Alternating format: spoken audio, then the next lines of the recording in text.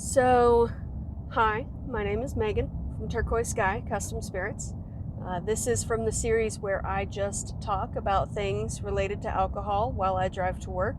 So, you get to listen to that. So, I was reading this article the other day, and I see articles like this a lot, and they drive me crazy because it's always something like top 5 drinks to make your bartender hate you, or like secrets from behind the bar, what you shouldn't order if you want good service.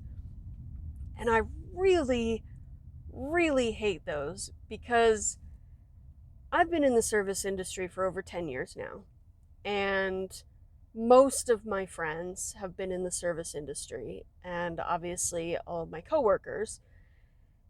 And I will admit, there are some people, some bartenders who sort of think that like the customer is an impediment. Like, oh man, it's so annoying that you're in here and like you want this drink, and that's a thing. But there's people like that in every profession. There's someone who's just like, boy, I sure hate doing my job. But for most of us, there is no drink you can order that will make us hate you. Like mojitos or blended drinks or whatever. Like, we're never gonna hate you for it, especially if it's like a normal drink. You know, like if you come in and you're like, well, I want a little bit of this, a little bit of this, a little bit of that, and you're just like kind of building your own drink, it's like, okay, whatever. But like a mojito is a normal drink. Like, everybody knows how to make that. Everybody knows how to order it. It's not weird. And if they have blended drinks, then it's fine. It's not a big deal. Like, yeah, man, I know how to use the blender. It's my job. This is my job. This is what I get paid to do. It's why we get tips, because we do it really well with a smile on our face. But that's not to say that there aren't like pet peeves. And the hard thing about it is that everybody has different pet peeves. So, like, any article that's like, oh, if you say this thing, your bartender will definitely hate you and make you have a bad night. Like, first of all, no, nobody does that. And if they do, they should get fired because that's bad service. This is our job. But more importantly, everyone has a different pet peeve. So, like, for every person out there who's like, God, I hate mojitos, I wish they were never invented and I don't want to make them. And I keep using that one because it's, a common example. It's in all of the articles that they're like, oh, people hate making mojitos. But everyone has a different pet peeve. So, for example, one of my pet peeves is people who don't know that you can share a menu. So, like, if you have 4 people at a table, and I give, at my current restaurant, we have 3 menus that we give you. There's the food, the drinks, the flights, and then sometimes there's another menu with sushi. So, a lot of restaurants are like that. Like, it's not just one menu, but people don't know how to share. Like, you're right next to each other, and you're like, oh, can I get another menu? Like, oh, I need my own. I'm like, well, he's not using his.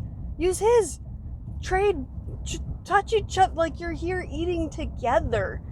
When you do something together, it's okay to do it together. So everyone has different pet peeves. That one's one of mine, but I know plenty of people who couldn't care less. There's a lot of people who get annoyed, like bar etiquette, like old school bar etiquette, I guess. So, if you put a drink in front of you, then you're not ready for another one, and the bartender shouldn't bother you or talk to you about it. But if you put it on the rail, and this is mostly for dive bars, if you put it on the rail, then that means you're ready for another one and to just do it again. I had some old guy yell at me once. He's like, that's what it means. This is the way it is. And which was really weird to me because I was under the impression that the rail is my space. Like, I put things on the rail and you don't, so get your stuff off my rail. And also, if I see your drink is empty, I'm gonna talk to you because that's my job.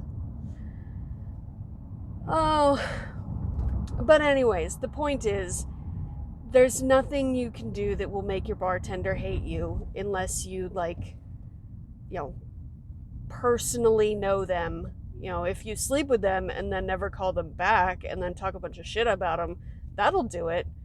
But if you order a mojito and they give you shit about it, it's because they're a bad bartender, not because you're a bad guest.